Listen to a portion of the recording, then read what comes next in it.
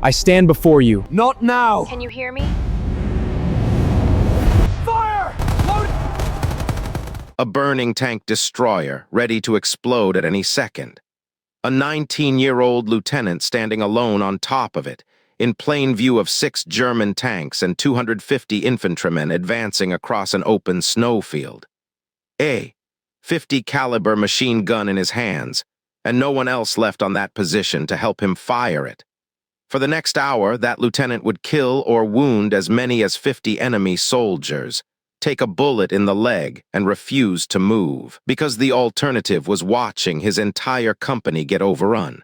We'll show you exactly how a 19-year-old sharecropper's son from Texas ended up alone on that burning wreck in a moment. First, you need to understand why an entire German offensive was riding on whether he'd get off it alive. His name was Audie Murphy. By the time the war ended, he would become the most decorated American combat soldier in the history of the United States Army. This is the story of the hour that made him a legend, near a French village most Americans have never heard of, in a battle most Americans have never been taught. The threat by January of 1945, the German army had already lost the Battle of the Bulge in the Ardennes, and Adolf Hitler's last major offensive on the Western Front, Operation Nordwind, was grinding toward its final, desperate phase. Launched on New Year's Eve, Nordwind had been conceived as a follow-on strike meant to exploit whatever damage the Ardennes offensive had inflicted on Allied reserves, hitting American and French forces further south along the front in Alsace. It failed to achieve anything close to its original ambitions, but the fighting it triggered across the region did not simply stop when the main offensive stalled. It fed directly into a much longer, grinding struggle to eliminate the last significant German-held territory west of the Rhine River. But there remained one place along the entire front where German forces still held ground west of the Rhine, a heavily fortified salient around the city of Colmar in eastern France, defended by roughly 30,000 German troops dug into positions built to hold through the winter. Allied commanders called it the Colmar Pocket, and it represented more than stubborn German pride. If that pocket broke out rather than being crushed, it could roll into the flank of the overextended American 7th Army, and from there threaten the wider Allied advance into Germany itself. Clearing it was not optional. It was the last major German foothold on French soil, and it had to fall. On January 23, 1945, the American 3rd Infantry Division's 30th Infantry Regiment pushed into the Bois de Riedwihr, a forest near the small village of Holtzwihr, and ran directly into a determined German counterattack of tanks, tank destroyers, and infantry. Fighting on open, frozen ground where the earth was too hard to dig into, the regiment was mauled and forced to withdraw.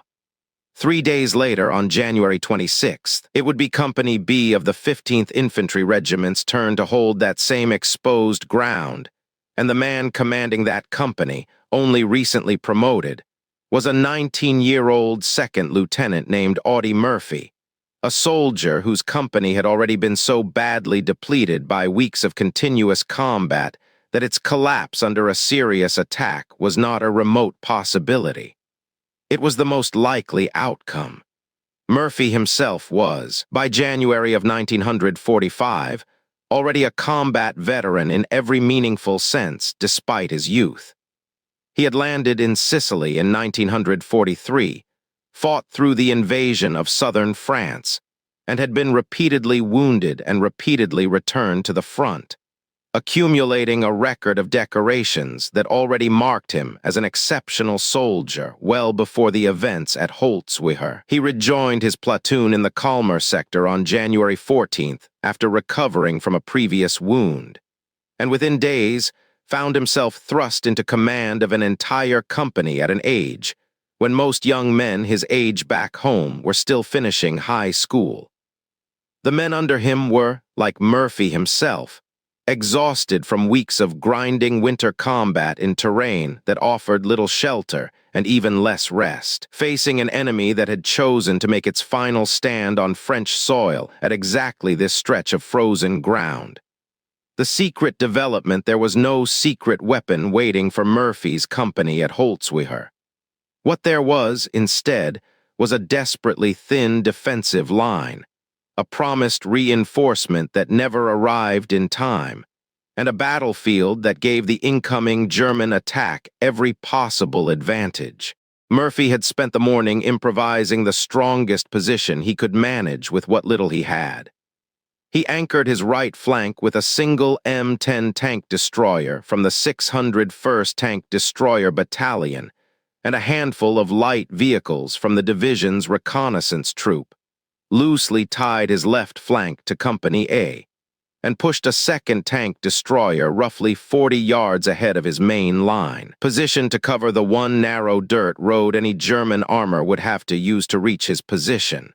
He set up his own command post in a shallow drainage ditch just 10 yards behind that forward vehicle, connected to battalion headquarters a mile to the rear by a single field telephone. When he called back for last-minute instructions that morning, the answer he received was not the one he needed. The reinforcements he had been promised, an entire 2nd Battalion, had not yet arrived and would not reach him in time. His orders were simple and offered no comfort at all. Hold your position. At 2 o'clock that afternoon, following a German artillery barrage, Murphy watched the counterattack take shape from his forward position. 6 tanks and roughly 250 German infantrymen, dressed in white winter camouflage that made them almost invisible against the snow-covered fields until they were dangerously close. He had just enough warning to reach his field telephone and call in artillery fire from the battalion's guns before the fighting began in earnest. What followed was not a battle his depleted company was equipped to win in a conventional sense. Both American tank destroyers were quickly knocked out of action, one after another, their crews forced to abandon them and fall back into the tree line. Murphy, watching his position collapse and the German tanks close to within striking distance, gave the order that any responsible commander in his position would have given. He told his remaining men to withdraw into the woods behind them to prepared secondary positions where they might still have a chance to survive what was coming. Murphy himself started to follow them. He had already expended every round of ammunition in his own carbine, firing at the advancing Germans until there was simply nothing left to fire. By any reasonable measure, his job at that position was finished. He had held as long as a man with an empty weapon reasonably could, ordered his company to safety, and had every justification in the world to fall back alongside them into the tree line where the rest of Company B was already regrouping. And then he saw the burning tank destroyer sitting abandoned nearby, its .50 caliber machine gun still mounted, and as far as he could tell, still functional. It is worth pausing on the decision itself, because it was genuinely a decision made consciously, not a reflexive act performed without thought. Murphy had already done everything a company commander in his position could reasonably be expected to do. He had directed artillery fire, held his ground as long as the position was tenable, and ordered a withdrawal at the moment it became the only responsible choice available. Nobody, least of all his own superiors, would have questioned him for continuing that withdrawal into the tree line alongside his men. Instead, watching 6 tanks and roughly 250 infantrymen close in on a wooded position his exhausted, demoralized company had almost no realistic chance of holding if the German assault reached it at full strength, Murphy made a different calculation entirely: that one more weapon, even a single machine gun on an exposed and burning wreck, might be the difference between his company surviving the day and being overrun before reinforcements could ever arrive.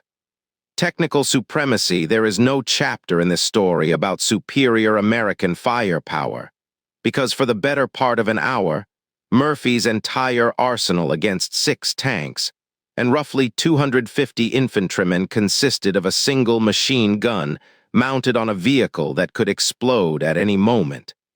He climbed onto the wreck alone, in full view of the advancing Germans, exposed to fire from 3 directions at once, and began firing. The M10 tank destroyer he mounted was, itself, an imperfect vehicle for exactly this kind of improvised last-stand and open-top turret design, built for speed and firepower against enemy armor rather than crew protection, which meant Murphy had no overhead cover of any kind while he fought. Nothing between himself and German fire except smoke, distance, and luck. The smoke pouring from the burning tank destroyer, thick and constant, worked in his favor in a way he had not fully anticipated. Murphy later described the strange, almost surreal cover it provided, with the sound of gunfire and exploding shells filling the air from every direction.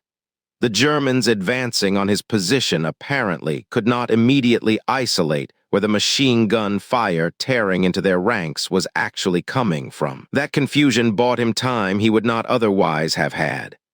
At one point, a squad of German soldiers crept up along a drainage ditch directly in front of his position, close enough that Murphy could see them stop and confer with each other before he opened fire and cut them down where they stood. For a full hour, German forces threw everything they had at the burning wreck and the lone American on top of it, and none of it worked. Murphy's directed artillery fire, called in earlier and still landing on the advancing infantry even as he fought from the tank destroyer, killed large numbers of German soldiers before they ever reached his position at all. His machine gun fire, sustained under direct enemy attack from 3 sides simultaneously, killed or wounded an estimated 50 German soldiers over the course of that hour. He was wounded in the leg during the fighting and kept firing anyway, stopping only when he finally ran out of ammunition entirely. Only then did he climb down from the wreck and make his way back to his own lines, disregarding his wound, to rejoin what remained of his company. Moments after he left it, the tank destroyer's ammunition finally detonated, throwing its turret high into the air, a fate Murphy had spent the previous hour standing directly on top of, waiting to happen at any second, and refusing to let it change what he was doing. What makes this stand so remarkable from a purely tactical standpoint is the sheer geometry of Murphy's exposure. He was not fighting from cover. He was not fighting from a foxhole or behind a wall. He was standing upright on top of an elevated, burning vehicle, visible from virtually every angle the advancing Germans could approach from, with German infantry closing in from 3 separate directions simultaneously, and German tank crews fully capable of finishing off the wreck with a single well-aimed round at almost any moment during that hour. Later, reflecting on the experience in his own account, Murphy described a strange, almost detached clarity to those minutes, noting with dark humor that the flames from the burning tank destroyer, for the first time in 3 days of bitter winter cold, had finally kept his feet warm. That kind of observation, offered without any dramatization, says something about the psychological reality of sustained combat that a citation full of casualty figures never quite captures. He was not thinking about heroism while it was happening. He was thinking about his line of fire, his ammunition count, and the men in the tree line behind him whose survival depended entirely on him staying exactly where he was. The global impact. Murphy's stand did not end the fighting at Holtzwihr, and it was never meant to. What it did was buy Company B enough time and inflict enough damage on the attacking German force that the assault lost its momentum entirely. Rather than retreating or simply enduring what remained of the attack, Murphy, still wounded, refused evacuation and instead organized and led his own men in an immediate counterattack, retaking the exact ground his company had been forced to abandon less than an hour earlier. Company B held that position through the rest of the day and into the night. The following morning, reinforced by the 3rd Battalion of the 30th Infantry Regiment, American forces captured Holtzwihr itself. Within 2 more days, German forces east of the Ill River and north of the Colmar Canal had largely withdrawn, their offensive broken. The strategic stakes behind that single afternoon were larger than one company's survival. Military historians studying the Colmar Pocket have pointed out exactly what a German breakthrough at that moment could have meant: an opportunity to strike the overextended flank of the American 7th Army, potentially threatening the advancing Third Army as well, with consequences that could have reached as far as retaking the critical port of Antwerp and reversing months of Allied progress in a single, catastrophic reversal. Murphy's company, undermanned, exhausted, and facing an attack it had every reasonable expectation of losing, held the ground that made that scenario impossible. Historians examining the engagement afterward concluded plainly that had Murphy not made his stand on that burning tank destroyer, his badly depleted, demoralized company would very likely have been overrun and destroyed entirely, opening exactly the kind of gap in the American line that German commanders were counting on finding. The Colmar Pocket campaign as a whole represented something larger than a single contested stretch of eastern France. It was the last significant body of German territory west of the Rhine, and clearing it carried real symbolic weight beyond its tactical importance. Proof, delivered in the brutal language of frozen fields and burning vehicles, that the German army's ability to hold ground on French soil had finally, completely, run out. The 3rd Infantry Division was awarded the Presidential Unit Citation for its performance during the campaign, and Murphy's own actions at Holtzwihr became, almost immediately, one of the defining individual episodes soldiers and officers throughout the division referenced when describing exactly what had made the difference in those final, grinding days of the fight for Colmar. For the men of Company B who watched their 19-year-old commander climb onto that burning wreck, the moment carried a weight that no citation could fully translate. These were soldiers who had already spent weeks fighting alongside Murphy through some of the harshest winter conditions of the entire European campaign. Men who understood, better than any historian writing decades later ever could, exactly how thin the line was between an orderly withdrawal and a total collapse. Private First Class Anthony Abramsky and other members of the company later provided sworn statements describing what they had witnessed that afternoon. Statements that would eventually become part of the official record supporting Murphy's Medal of Honor recommendation first-hand accounts, not from historians reconstructing events after the fact, but from the exhausted, frightened men who had been standing in that tree line, watching their commander do something none of them expected any single officer to attempt alone. Conclusion: when Lieutenant General Alexander Patch presented Audie Murphy with the Medal of Honor near Salzburg, Austria, on June 2, 1945, Murphy was 20 years old, and already, by that point, the most decorated soldier the United States Army had ever produced: a Distinguished Service Cross, 2 Silver Stars, 2 Bronze Stars, 3 Purple Hearts, and now the nation's highest award for valor, along with decorations from the French and Belgian governments for the same relentless record of combat. When someone later asked him why, exactly, a lone officer with a leg wound and an empty carbine had chosen to climb onto a burning, potentially exploding tank destroyer and take on an entire company of German infantry essentially by himself, Murphy's answer contained no rhetoric, no performance, nothing built for a headline. He said simply, "They were killing my friends." That is, in the end, the whole of it.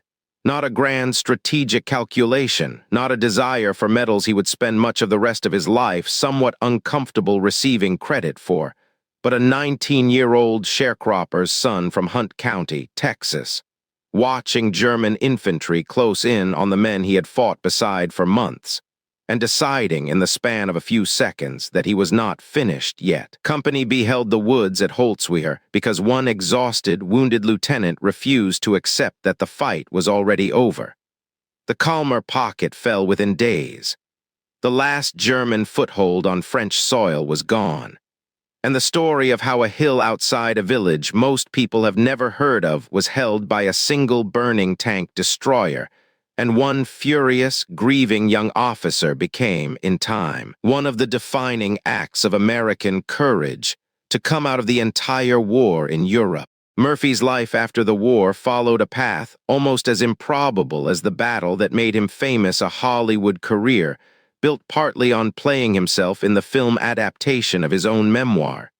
Decades of quiet, largely unspoken struggle with what today would be recognized as post-traumatic stress, and a public willingness, rare for his era, to speak openly about the psychological cost combat had extracted from him and so many of the men he served beside. He died in a plane crash in 1971, at just 46 years old, and is buried at Arlington National Cemetery, where his grave remains to this day.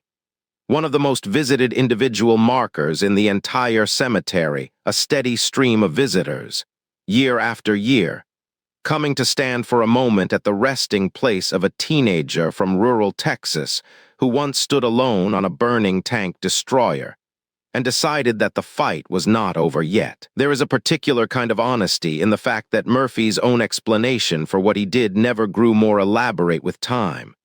Public figures asked to account for extraordinary acts often find their answers becoming more polished, more quotable, more suited to the retelling, as the years pass and the story is asked for again and again. Murphy's answer stayed exactly the same, blunt and unadorned, every time he was asked. They were killing my friends. It is worth considering what that sentence actually contains. Not a claim to fearlessness. Not an assertion that he never doubted what he was doing while the shells were falling and the machine gun was jamming and his leg was bleeding into his boot. Just a plain statement of loyalty, offered by a man who had already proven, in the most literal and costly way available to a soldier, that he meant every word of it.